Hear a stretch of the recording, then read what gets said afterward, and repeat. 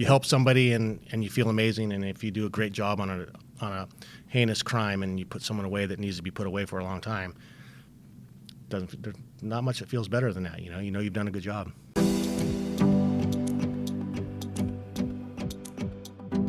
Well, thank you so much, Brad, for being here. It's really weird for me to say that because when you and I worked together, you were my lieutenant and, you retired as a captain. I just love that you're in here to talk to us about now what you're doing after the department.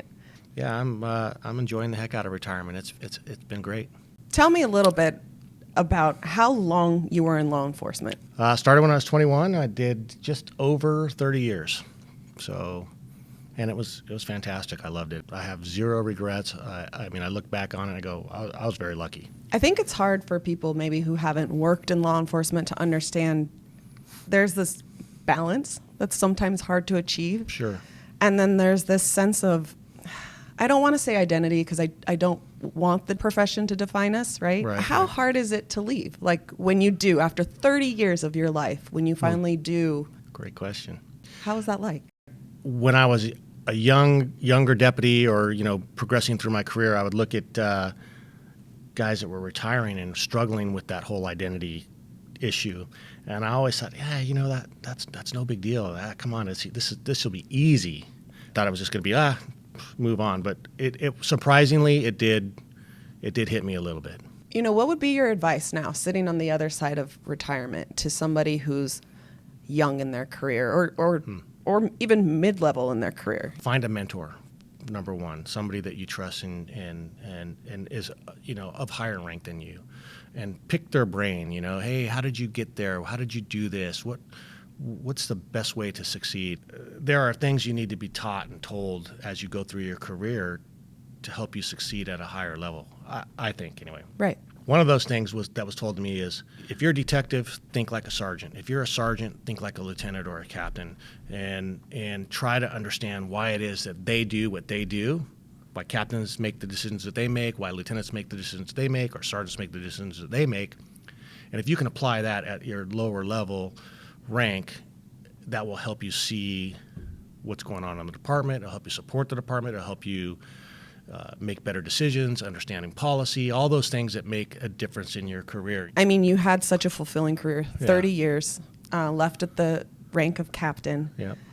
And now you have discovered this other passion, Sure. which is photography. Yeah. Tell me a little bit about that. I absolutely love it. I really enjoy. I like getting out in nature, hiking, outdoors, and just trying to reproduce some of the things that I saw into a photograph and share that with people. After you retired, I think I was following you on Instagram and I was like, oh my gosh, these photos are incredible. And I had no idea that you were interested. It's just something that I enjoy. And if a picture I take, it strikes them and they like it, that I enjoy that. I was going to say, you're being very humble, and I know that's just part of your nature, but you have entered your work into competitions, and you've been winning some awards, right? I've entered some local competitions through a club called Inland Empire Professional Photographers and Videographers. That's a club I belong to, and I've been doing pretty well there, and then I've started entering them at the state level, and I've been doing okay there too. So yeah, it's cool. It's fun. Where can we find some of your stuff? Well, on Instagram, of course, and then I have a website, and they're both Brad Tom's Photography. The most interesting thing that I've done thus far in my photography is going to Indonesia. What were some of the photographs you took? I shot some amazing landscape photographs.